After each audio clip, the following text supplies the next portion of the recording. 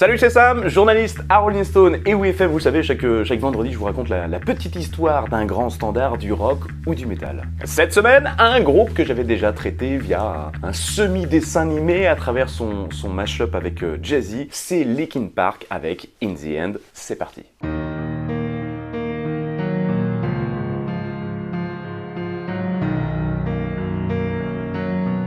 On est en 2000, enfin 2001 pour la France, et c'est sur l'album Hybrid Theory. Linkin Park, c'est qui? Eh bien, c'est un groupe californien de rock, de metal, de rapcore, de new metal, en tout cas hybride, à l'image du nom de ce premier album, dont ce quatrième et dernier single va propulser près d'un an après sa sortie. Et pour cause, avec plus de 24 millions d'exemplaires et une absence de gros mots assez peu habituelle pour cette scène, c'est l'un des albums les plus vendus du monde. Pas mal pour un groupe rejeté 3 fois par Warner. L'ascension fut d'ailleurs si fulgurante que la presse a d'abord cru au groupe préfabriqué, une sorte de boys band imaginé par un label. Après avoir été dans l'air du temps, cette époque où le new metal était en plein renouveau, la suite fut hélas moins glorieuse, entre virage rock expérimental, voire pop, qui a déconcerté certains. Puis le suicide par pendaison de son chanteur, Chester Bennington, qui fut le chanteur de Stone Temple Pilots en 2017. Mais le nom de l'album, Hybrid Theory, n'est pas seulement qu'un hors-piste des genres, c'est aussi le nom de leur précédent groupe avant de se tourner vers une variation du mot Lincoln Park, en référence à celui de Santa Monica. L'ambiance du titre est pourtant moins glamour.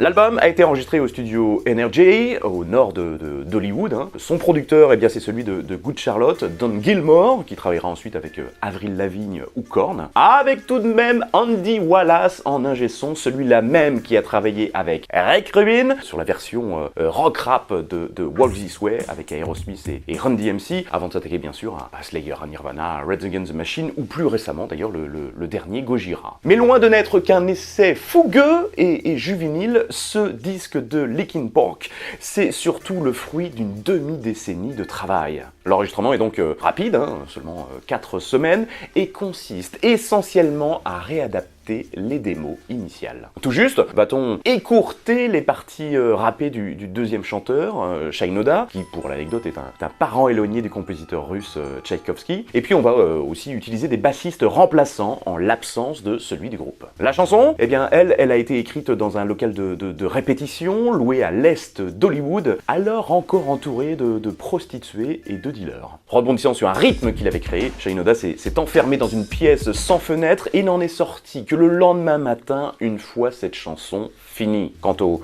processus d'écriture, il a agi comme une catharsis. Des paroles personnelles qui traitent en partie des problèmes d'ado de Bennington, c'est-à-dire sa dépendance à la drogue, un climat de violence qu'il a subi, et puis notamment aussi le divorce de ses parents. Sauf qu'au départ, le chanteur principal n'était pas fan de la chanson, pas par pudeur des paroles, mais par peur notamment que cela adoucit ses contrastes avec le reste du répertoire. Au point même de ne pas la vouloir sur l'album.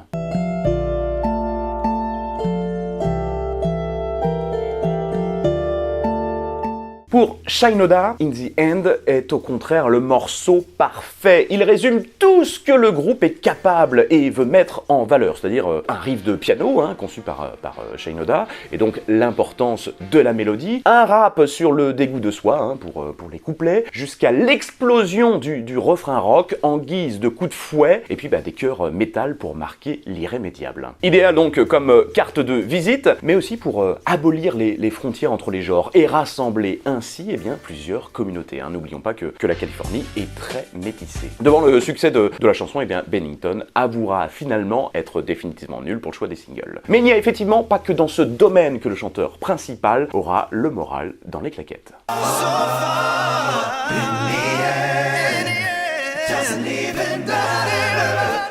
Comme pour les singles One Step Closer et Crawling, eh bien les paroles traitent de la difficulté ressentie par Bennington en grandissant, ou en tout cas le côté sombre de cet apprentissage. Le concept de la chanson est donc basé sur l'échec d'une personne, les conflits et traumatismes internes. On peut toutefois l'envisager sous l'angle de la fin d'une relation amoureuse, ou par exemple la confiance brisée dans une amitié de longue durée. Et c'est ce qui, pour moi, en partie explique sans doute le succès de ce morceau, c'est-à-dire une expérience intime aux contours flous permettant autant l'empathie ou l'identification que les interprétations. Le tout sans jamais apporter de réponse, d'où ce refrain « J'ai fait tant d'efforts et je suis arrivé si loin, mais en fin de compte, ce n'est même pas important ».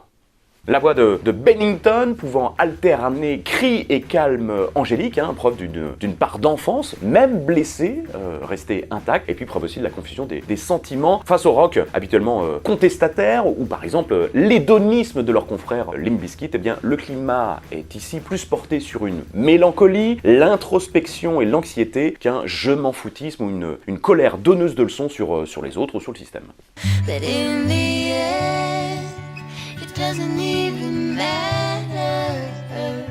Ce clip, inspiré du dessin animé Princesse Mononoke et qui a dépassé le milliard de vues sur YouTube, utilise des décors naturels, comme par exemple cette statue construite pour l'occasion et qui ressemble au soldat ailé de la pochette.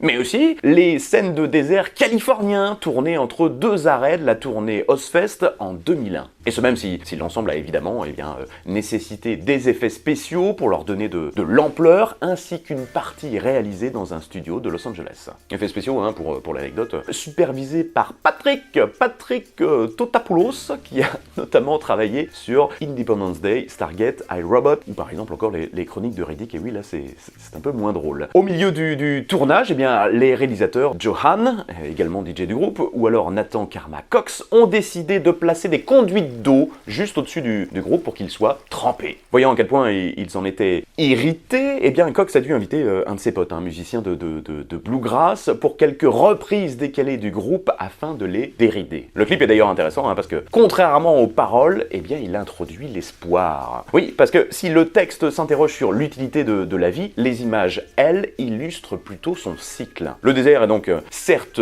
mort, mais la pluie, qui est aussi une métaphore des larmes, arrive. Et avec elle, l'arrivée de fleurs, de rivières, de papillons, symbole du renouveau, des blessures soignées, et puis surtout d'un avenir plus radieux plutôt qu'un recommencement. Or, ce cycle, s'il n'était pas prononcé dans les paroles, était tout de même présent via ce piano qui débute et clôture la chanson.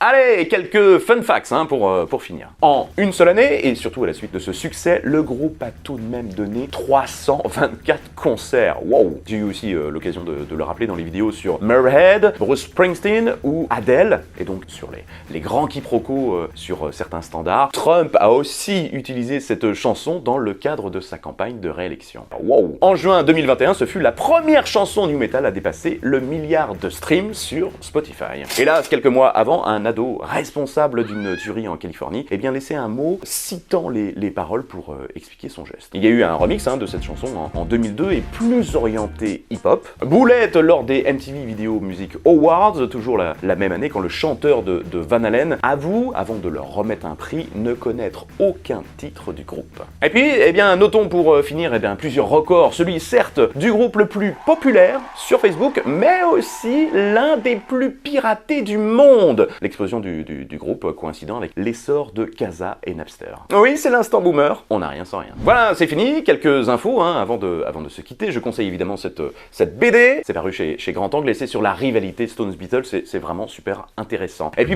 n'oubliez pas de faire connaître la chaîne, de me soutenir via les plateformes de vos choix. En plus, ça vous donne parfois accès à quelques bonus. Et puis n'oubliez pas aussi de venir échanger sur les réseaux. Semaine prochaine, on changera sans doute d'ambiance, de genre, voire de décennie. Mais ça, c'est vous qui décidez sur Tipeee. À vendredi.